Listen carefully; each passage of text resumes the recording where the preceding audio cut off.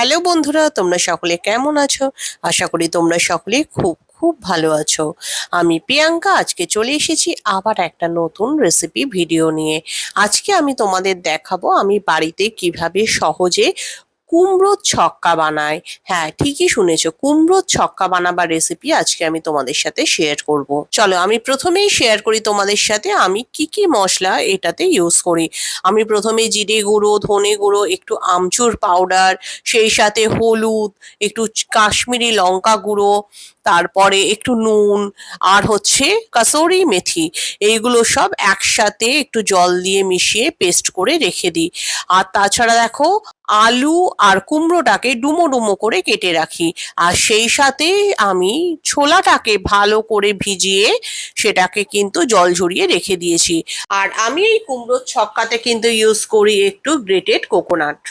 আমি কড়াইতে প্রথমেই কিন্তু সর্ষের তেল দিয়ে দিয়েছি।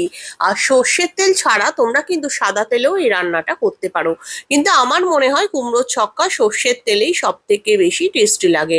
আর ফোড়ন হিসেবে দিয়েছি 5 ফোড়ন আর শুকনো লঙ্কা।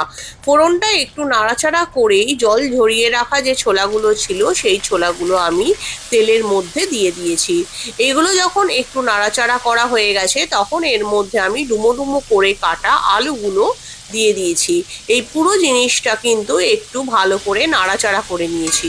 তারপরে এর মধ্যে আমি দিয়ে দিয়েছিলাম ডুমো ডুমো করে কাটা কুমড়োগুলো। এই সমস্ত জিনিসগুলি ভালো করে নাড়াচাড়া করে নিয়ে এর মধ্যে আমি আগে বানিয়ে রাখা যে মশলার পেস্টটা ছিল সেই পেস্টটা দিয়ে দিয়েছিলাম। আর বাটিটা ধুয়ে ভালো করে সেই জলটাও কিন্তু এর সাথে আমি মিশিয়ে দিয়েছিলাম। এই পুরো জিনিসটাকে এবার একটু ভালো করে আমি নেড়ে নিয়েছিলাম। আর তারপরে আমি এর সাথে মিশিয়েছিলাম একটু হিং। তোমরা চাইলে এই হিংটা যখন ফোড়ন দিয়েছো সেই সময়ও কিন্তু তেলের মধ্যে দিতে পারো, বাট আমি সবসময়ই একটু হিংটা পরের দিকে দিই, কারণ আমার মনে হয় তাতে হিঙের গন্ধটা একটু ভালো পাওয়া যায়। এরপরে আমি এর মধ্যে মিশিয়ে দিয়েছিলাম একটু আদা বাটা। আর তারপরে পুরো জিনিসটাকে ঢাকনা দিয়ে দিয়েছিলাম যাতে ভালো করে জিনিসটা সেদ্ধ হয়ে যায়। আর টেস্টটা এনহ্যান্স করবার জন্য কিন্তু তোমরা সামান্য পরিমাণে একটু চিনি মিশিয়ে দেবে, তাহলে এর টেস্টটা আরো দ্বিগুণ হয়ে যায়। আর আমি যে ঘরে ভাজা মশলা করে রেখেছিলাম সেই ভাজা মশলাটা আমি এর সাথে মিশিয়ে দিয়েছিলাম।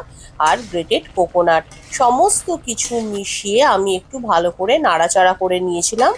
আর দুটো চেরা লঙ্কা দিয়ে দিয়েছিলাম। আর সবশেষে আমি মিশিয়েছিলাম একটু ঘি।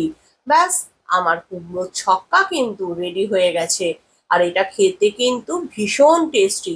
পরোটা বা রুটি যে কোনো জিনিসের সাথে কিন্তু তোমরা এটা খেতে পারো।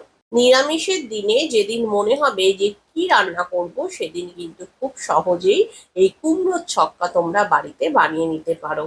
আর বানিয়ে কিন্তু অবশ্যই আমাকে জানাবে যে টেস্টটা তোমাদের কেমন লাগলো। তাহলে চলো